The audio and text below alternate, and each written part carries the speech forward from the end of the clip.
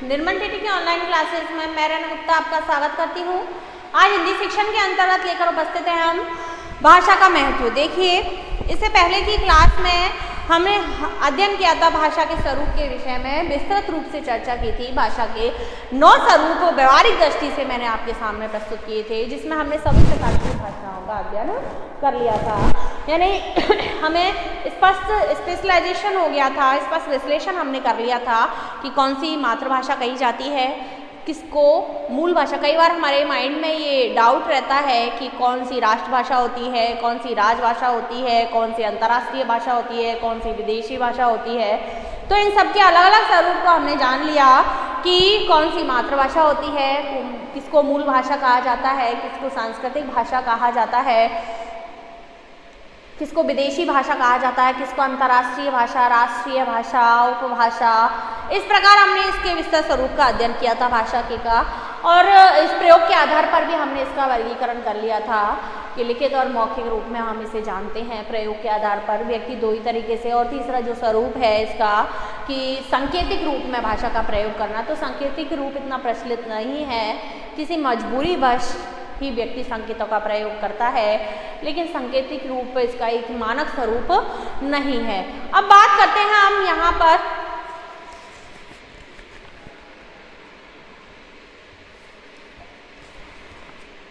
भिन्न भिन्न।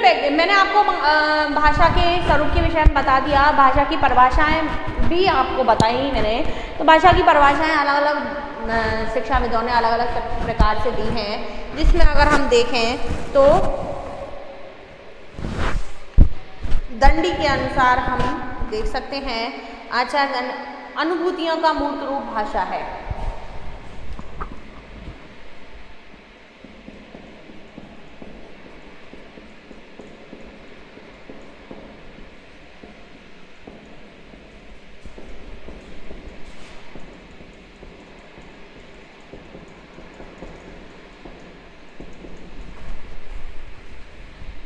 बता दिया तो मैंने आपको कि भाषा केवल वो क्या है, विचारों की अभिव्यक्ति है।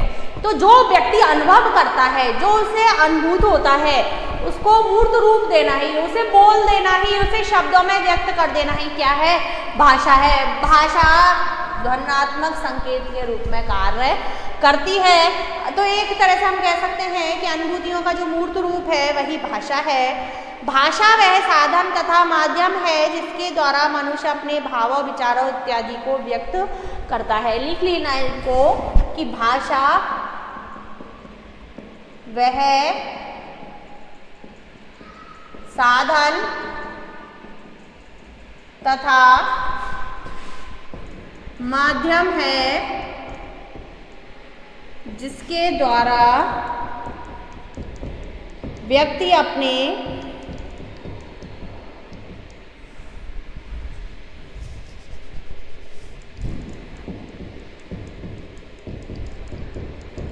विचारों,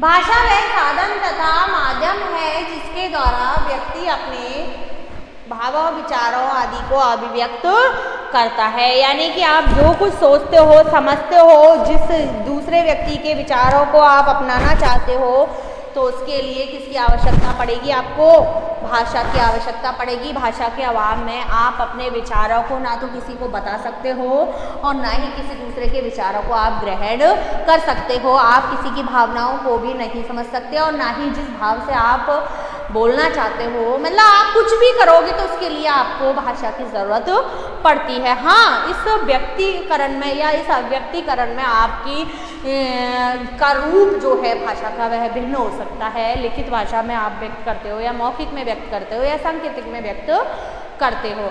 तो सुमित्रा नंदन पंत के अनुसार भाषा संसार का नादमय चित्र है।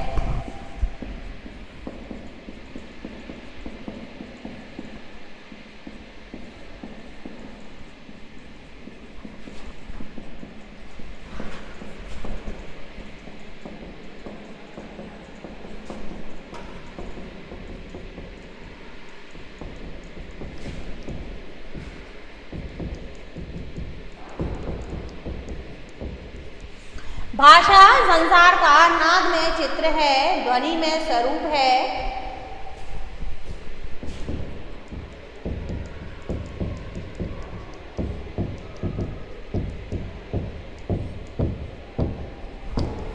ध्वनि में स्वरूप है। यह विश्व की हृदय तंत्री की झनकार है।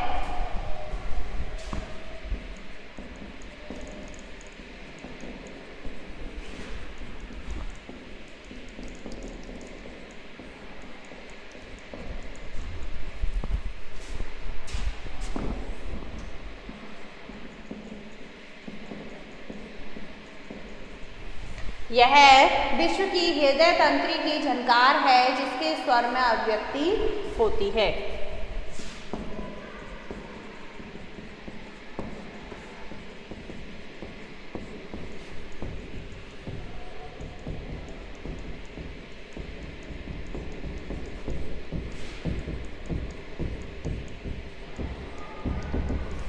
क्या कहते हैं सुमित्रा नंदन पंत? भाषा संसार का नाद में चित्रण है। नाद यानी ध्वनि में चित्रण है। संसार को ध्वनि रूप में देखने की शक्ति कौन प्रदान करता है? भाषा। भाषा ध्वनि में स्वरूप है। यह विश्व की हृदय तंत्री की झनकार है। यानी अगर भाषा नहीं हो, यदि ध्वनि नहीं हो, यदि शब्द नहीं हो, तो यह जो पूरा विश्व है, यह जो संसार है, वह निशब्द हो जाएगा। ना तो यहाँ भावनाएं शेष बचेंगी, ना ही विचार बचेंगे, ना ही कोई संस्कृति रहेगी और ना ही कोई सभ्यता का विकास यहाँ पर होगा।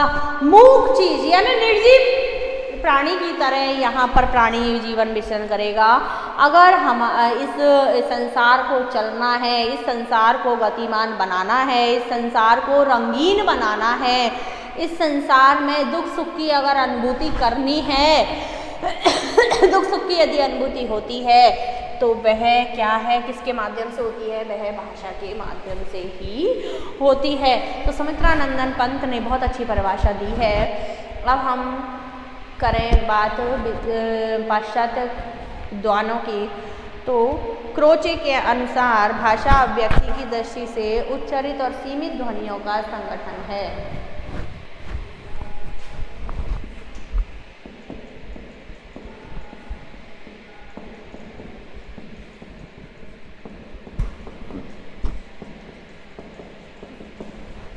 भाषा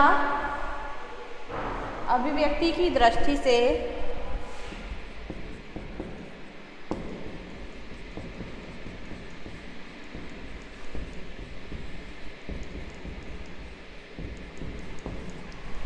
भाषा अभिव्यक्ति की दृष्टि से उच्चरित एवं सीमित ध्वनियों का संगठन है।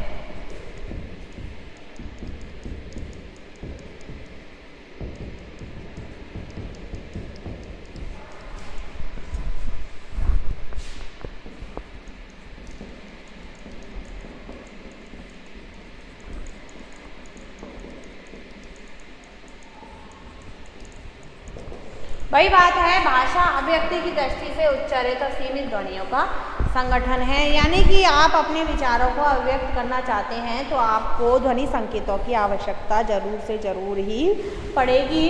उस ज़रूरत को ही यहाँ पर भाषा का रूप दिखा गया है।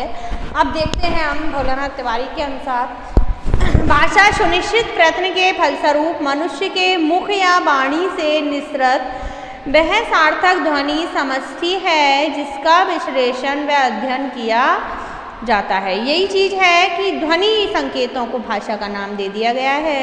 अतः संक्षेप में हम कह सकते हैं कि विचार अभिव्यक्ति का वह सशक्त माध्यम, भाषा क्या है? विचार अभिव्यक्ति का वह सशक्त माध्यम, अर्थात भाषा विचार विनिमय का एक सशक्त साधन है। विचारों का आदान प्रदान करने का। अब जब हम बोल ही नहीं पाएंगे तो दूसरा कैसे समझ पाएगा, और जब दूसरा बोल ही नहीं पाएगा तो हम कैसे समझ पाएंगे, और जब हम समझ ही नहीं पाएंगे तो आगे कोई प्रोसेस ही नहीं होगी। तो भाषा विचार अभिव्यक्ति का सशक्त माध्यम है। साधन है जिसके अभाव में प्रकाश युक्त सृष्टि की कल्पना भी नहीं की जा सकती। यानी जिस प्रकार एक हमारी आईसाइट नहीं हो, आंखें नहीं हो, तो हमें चारों ओर अंधकार ही दिखाई देता है, उसी प्रकार यदि हमारे पास वाणी नहीं हो, भाषा नहीं हो, तो इस जगत में हमें कुछ भी समझ में नहीं आएगा, वह निराधार हो जाएगा हमारे लिए। तो मनुष्य की सभ्यता संस्कृति का आलिंगन भी भाषा के माध्यम से ही किया जाता है। ये थी भाषा की विभिन्न भिन्न शिक्षाविदों के द्वारा दी गई भिन्न भिन्न परिभाषाएं, जिनके आधार पर मैंने भाषा के को स्पष्ट किया आपके सामने। अब बात आती है भाषा के महत्व की, कि भाषा का महत्व क्या है। ये तो पता ही है कि भाषा व्यक्ति के जीवन से अभिन्न रूप से जुड़ी हुई, अभिन्न, जिसे अलग नहीं किया जा सकता, जिसके अभाव में व्यक्ति की रोचक जीवन की कल्पना ही नहीं की जा सकती। तो सृष्टि के सभी पशु पक्षी कीट पतंग मनुष्य से प्राचीन हैं, लेकिन बात आती है इस संसार में जो भी पशु पक्षी कीट पतंगे आदि जो विद्यमान हैं, उन सभी का जो अस्तित्व है वह मनुष्य से पहले का है, मनुष्य से भी प्राचीन है। लेकिन इन सब का विकास नहीं हुआ। जो प्रगति पथ पर जो मनुष्य आज इतनी ऊंचाई पर पहुंच सका है, प्रगति की ओर अग्रसर हो सका है, वह कौन है? केवल मनुष्य ही है। मनुष्य ही प्रगति के पथ पर पहुंचा है, अग्रसर हुआ है। आखिर क्यों? अगर हम बात करें, आखिर ऐसा कौन सा तत्व है, ऐसी कौन सा साधन है, ऐसी कौन सी सुविधा है जो मनुष्य को इस उन्नति के पथ पर ले गई है? केवल मनुष्य ही इस जगह इस प्रकार आगे क्यों बढ़ा और किसी का विकास क्यों नहीं हुआ? क्योंकि मनुष्य को पहले आदि मानव के रूप में जाना जाता था। उस समय उसके पास कोई भाषा नहीं थी, लेकिन आज उसका स्वरूप बिल्कुल बदल गया है। मनुष्य जहाँ दूसरों पर डिपेंड था, जिसे कुछ नहीं आता था, आज उसने अपना स्वरूप ही बदल लिया। तो आखिर मनुष्य की ही उन्नति क्यों हुई और लोगों की उन्नति क्यों नहीं हुई? तो वह शक्ति, अगर हम कहें तो हम कह सकते हैं कि उन्नति का कारण मनुष्य की वह क्या है? वह शक्ति कौन सी है? वह शक्ति है भाषा।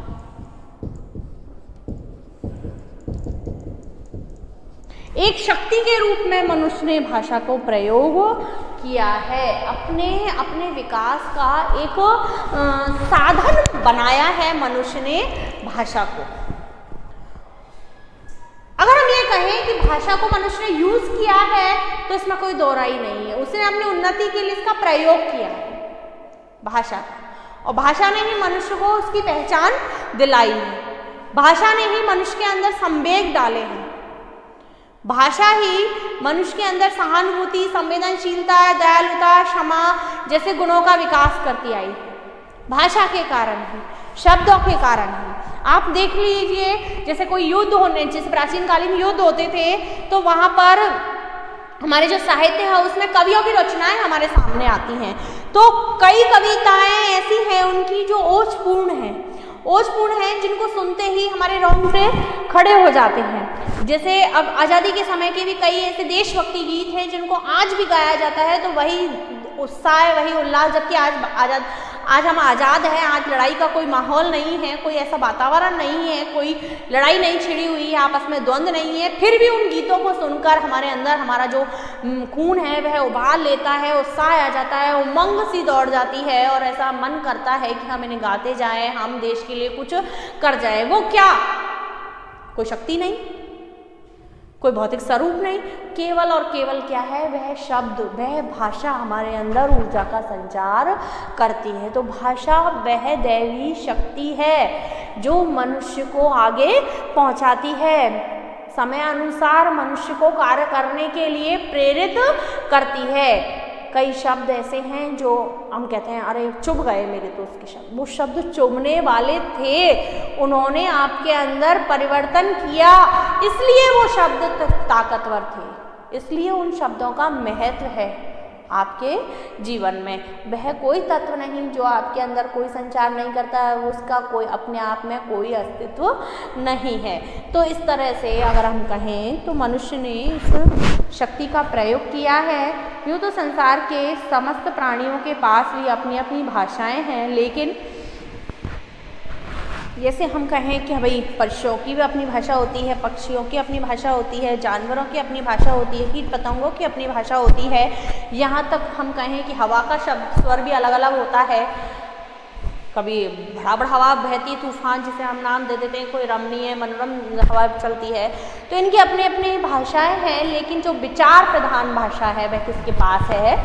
विचार प्रधान भाषा।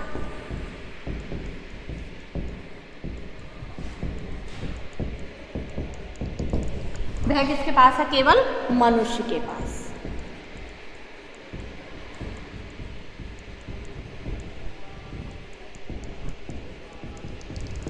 मनुष्य के पास विचाराधीन भाषा है, विचार हैं तरह तरह के। यह केवल मनुष्य की ही विशेषता है। इसके अतिरिक्त अन्य प्राणी जो भाव प्रकट करते हैं वे अस्थायी होते हैं, लेकिन मनुष्य जाति अपने पूर्वजों के भाव विचार अनुभवों को अनुकरण द्वारा वाणीबद्ध करके उन्हें स्थायी रूप देने और सुरक्षित करने में समर्थ हुई है। इसके अतिरिक्त मनुष्य की भाषा को क्यों महत्व दिया गया है कि हमने कहा कि हमारी जो भाषा है वह हमारी संस्कृति, हमारी जो भाषा है, हमारी भाषा हमारी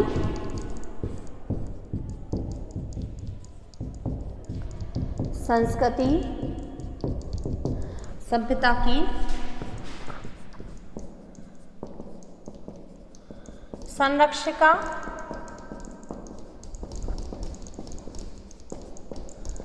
संभाविका है।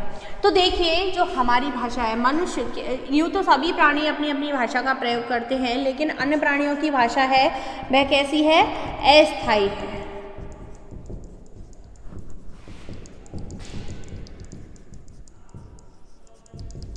अस्थायी। लेकिन जो मनुष्य की भाषा है वह क्या करता है? मनुष्य अपने पूर्वजों के अनुकरणों को, अनुभवों को उनके अनुकरण के द्वारा भाषा में अपने शब्दों में प्रयोग करके आगे पहुंचाता रहता है। पीढ़ी दर पीढ़ी वह भाषा का प्रयोग करता रहता है और अपनी संस्कृति को और अपनी सभ्यता को सुरक्षित रखने का प्रयास करता है। उसे साथ ही साथ परिष्कृत यानी और अधिक अच्छा बनाने का, परिमार्जित करने का प्रयास करता है। इसलिए मनुष्य की भाषा का विशेष महत्व है। मनुष्य जाति की अपने विचार और अनुभव अनुकरण द्वारा उन्हें वाणीबद्ध करके वह आगे पहुंचाता है। लिपि का वरदान पाकर तो हमारी भाषा में पूर्ण रूपेण स्थायित्व आ गया है। लिपि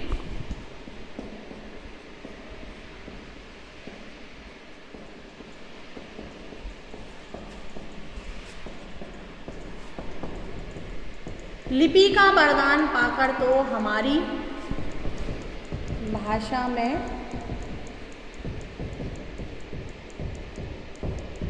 पूर्ण रूपेण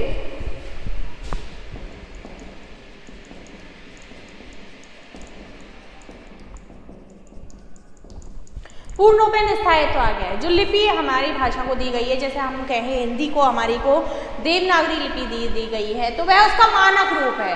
और जो लिपि जब भाषा को मिल गई तो उसमें साहित्य रचना होने लगी, उसने हमारी भाषा को और भी अधिक क्या कर दिया?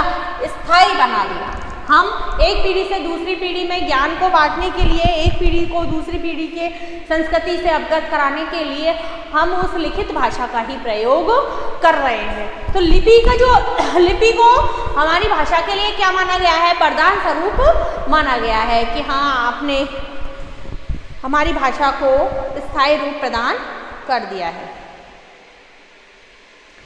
भाषा की इसी शक्ति के कारण हम अपने पूर्वजों के भाव विचार अनुभव महत्वाकांक्षाओं को सुरक्षित रखने, उनसे लाभ उठाकर संसार के अन्य प्राणियों से ऊपर उठने में सफल हुए। भाषा की इसी शक्ति के कारण, भाषा के स्थायित्व के कारण, उसके लिपिबद्ध होने के कारण ही मनुष्य अपने पूर्वजों के भाव विचार और महत्वाकांक्षाओं को सुरक्षित रख पाया है।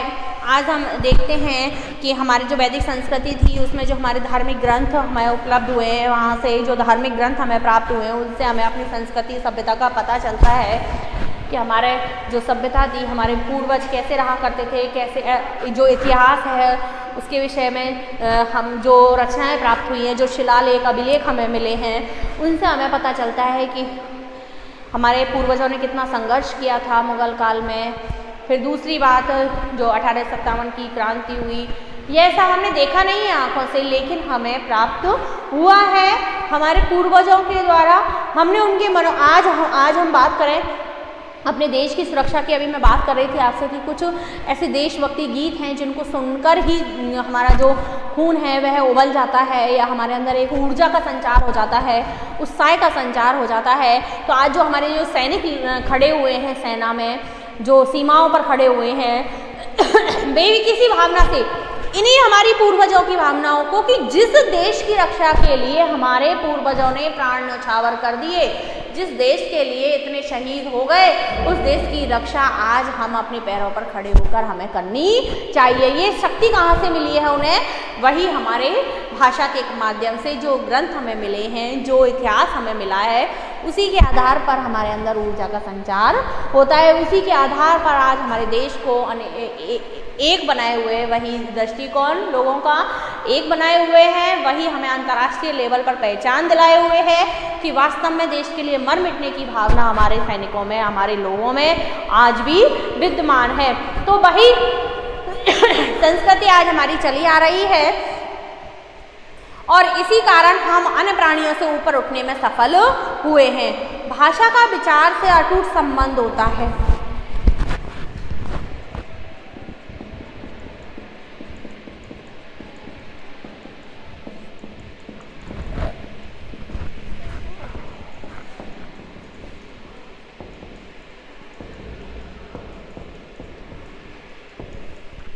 भाषा का विचार से अटूट संबंध होता है। व्यक्ति की पहचान, हमारे देश की पहचान, हमारे आसपास के व्यक्तियों की पहचान, हमारे परिक्षेत्र की पहचान किससे होती है? हमारे विचारों से। हमारे विचार जैसे होंगे जिस संबंध में, वैसे ही शब्दों का प्रयोग, वैसी ही भाषा का प्रयोग हम करते हैं, और उनके आधार पर ही यह पता चलता है कि किस व्यक्ति का कैसा व्यक्तित्व है। तो भाषा और विचारों को अलग नहीं किया जा सकता। अपने विचारों को ध्वनि रूप में व्यक्त करना ही क्या कहलाता है? भाषा कहलाता है। व्यक्ति, अब मैं मन में क्या सोच रही हूँ, उससे किसको क्या फर्क पड़ता है जब तक मैं उनका अपने शब्दों में प्रयोग ना करूँ। तो शब्दों, वो विचारों का और भाषा का अत्यंत घनिष्ठ संबंध है। छोटे बच्चों के पास भाषा नहीं होती, वे क्या विचार करते हैं? देखिए, जब बच्चा बोलना नहीं सीखता है, बहुत छोटा होता है, तो उसकी अपनी कोई भाषा नहीं होती, उसके पास शब्द नहीं होते, लेकिन वह सोचता तो है, लेकिन वह क्या सोचता है ये पता हमें नहीं चल पाता है। इसलिए बच्चों की बातों को ज़्यादा अहमियत नहीं दी जाती है कि बच्चा क्या सोचता है। बस रोया है तो भूख लगी होगी, ज़्यादा रो रहा है तो कोई तकलीफ होगी, लेकिन उसके भावनाओं को हम नहीं समझ पाते हैं।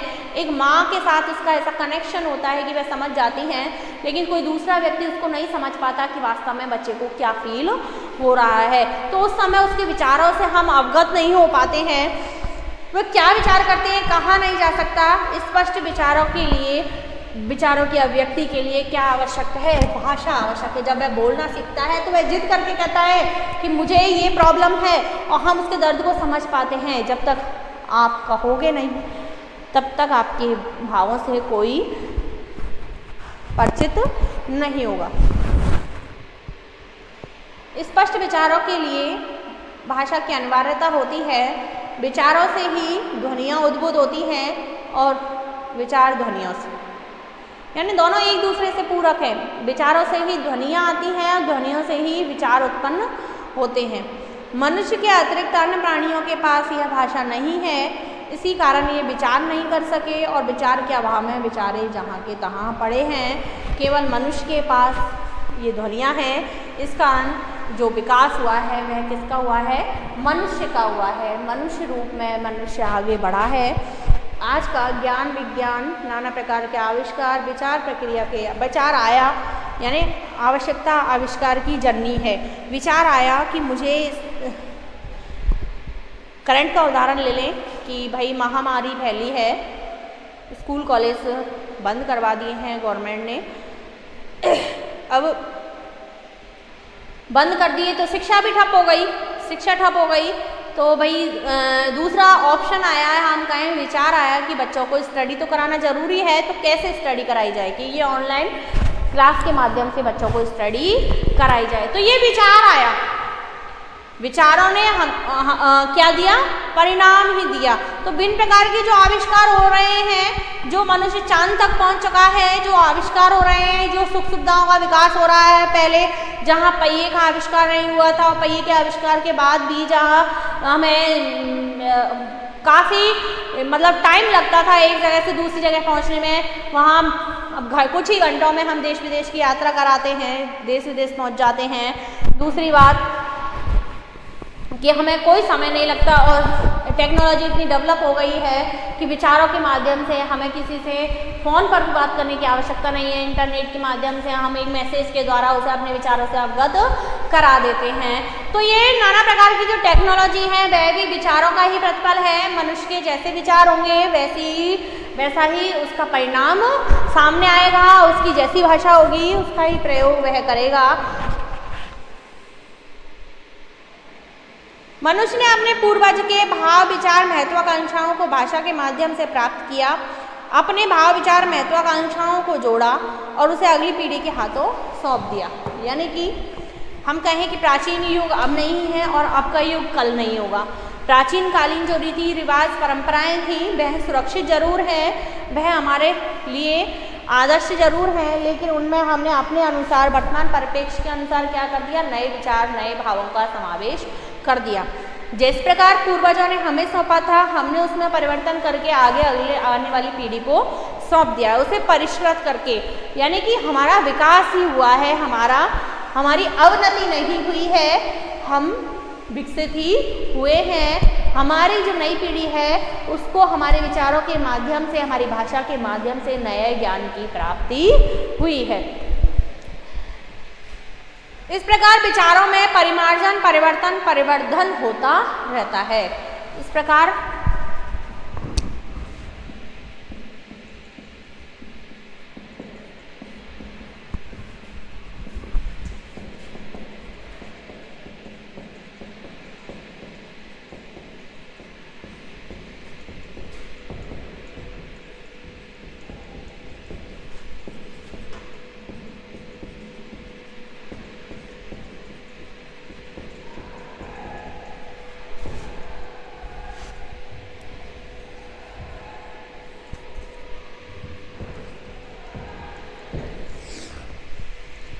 सोच के माध्यम से ही, भाषा के द्वारा ही विचारों में परिवर्तन होता रहता है, परिमार्जन होता रहता है और परिवर्तन होता रहता है, वृद्धि भी होती रहती है। इस प्रकार भाषा का विचार का अटूट संबंध है। समस्त ज्ञान विज्ञान भाषा के माध्यम से ही सुरक्षित है। आज ये देखिए कि हम कहें कि मृत्यु निश्चित है, मृत्यु निश्चित है। ऐसा कोई व्यक्ति नहीं है जो ये कह दे कि संसार में ऐसा कोई प्राणी नहीं है जो ये कह दे कि मैं अमर हूँ, मुझे मृत्यु नहीं आएगी या मेरा नाश नहीं होगा। ये शाश्वत सत्य है कि मृत्यु निश्चित है। आज मेरे पास जो ज्ञान है, मैंने किसी चीज़ का आविष्कार किया या हमारे वैज्ञानिकों ने किसी चीज़ का आविष्कार किया, जैसे रॉकेट बनाया उन्होंने या चंद्रयान उन्होंने बनाया, चंद्रमा पर लोगों को पहुँचाने के लिए उन्होंने जो टेक्नोलॉजी बनाई है। अब अगर भाषा हमारे पास नहीं होगी, विचार हमारे पास नहीं होंगे, भाषा का लिपिबद्ध रूप हमारे पास नहीं होगा, तो उस टेक्नोलॉजी वह टेक्नोलॉजी हमारे अंत के साथ ही क्या हो जाएगी, अंत हो जाएगा उसका, वह आगे नहीं जा सकेगी। तो भाषा के माध्यम से ही ज्ञान विज्ञान को आगे पहुंचाया जाता है। अब हमने जो टेक्नोलॉजी बनाई वह आज के परिक्षेत्र में श्रेष्ठ है, हो सकता है वह आने वाले जो परिक्षेत्र है उसमें इतनी विकसित, इतनी अच्छी नहीं रहे, लेकिन उसमें कुछ सुधार के द्वारा उसे आगे बढ़ाया जा सकता है। तो इस प्रकार जो ज्ञान विज्ञान का जो क्षेत्र है वह भाषा के माध्यम से ही सुरक्षित है। हमारा जो ज्ञान है वह जो लिपिबद्ध रूप में हमें प्राप्त होता है, भाषा के माध्यम से ही हम उसे आगे पहुंचाते हैं। आज का ज्ञान और विज्ञान कल की नींव होता है। वही है कि आज हमने जिसका प्रयोग किया है वह कल, हम ये नहीं कहते कि पूरी तरह वह कल के काम आएगा, लेकिन जिस तरह मकान बनाने के लिए आधारशिला की ज़रूरत होती है, नींव की ज़रूरत होती है, उसी तरह उस ज्ञान को परिमार्जित करने के लिए, उस ज्ञान में और अधिक वृद्धि करने के लिए वह ज्ञान, वर्तमान जो ज्ञान है वह नींव का काम करेगा और वह हमें भाषा के माध्यम से ही हम उसे सुरक्षित रख सकते हैं। अतः भाषा की यह शक्ति की वह मानव जाति के भाव, विचार, अनुभवों को सुरक्षित रखती है, मानव विकास की आधारशिला है। भाषाओं में भी सबसे अधिक महत्वपूर्ण जो योगदान होता है, भाषाओं में सबसे जो महत्व की होती है, जो जिसका सबसे ज़्यादा महत्व होता है, जिसमें मानव का सबसे ज़्यादा विकास होता है, वह होती है मनुष्य की मातृभाषा। भाषाओं में भी जिसका सबसे ज़्यादा विकास होता है वह होती है व्यक्ति की मातृभाषा। व्यक्ति की मातृभाषा, मनुष्य जिस समाज में पैदा होता है प्रारंभ में उसी की भाषा सीखता है, इसी के माध्यम से वह आपस में बातचीत करता है, इसी के माध्यम से विचार विमर्श करता है, इसी के माध्यम से लोगों की संवेदना को समझना सीखता है, जो उपलब्ध है उसको उसी मातृभाषा में वह ग्रहण करता है। ये होता है कि वह जैसे जैसे बड़ा होता है, जैसे जैसे उसका परिक्षेत्र बदलता है, उसकी भाषा भी परिवर्तित हो जाती है, लेकिन जो सीखना जो प्रारंभ करता है वह मातृभाषा में ही करता है। उसके पूरे व्यक्तित्व का विकास इसी मातृभाषा पर ही आधारित होता है। व्यक्ति की जो पहचान होती है, उसके व्यक्तित्व की जो पहचान होती है वह किसके द्वारा होती है? उसी मातृभाषा के द्वारा होती है। अतः मातृभाषा का व्यक्ति के जीवन में एक अपना अलग महत्व है। इस प्रकार व्यक्ति भाषा के माध्यम से अपना विकास करता है। अगली क्लास में अध्ययन करेंगे आगे। धन्यवाद।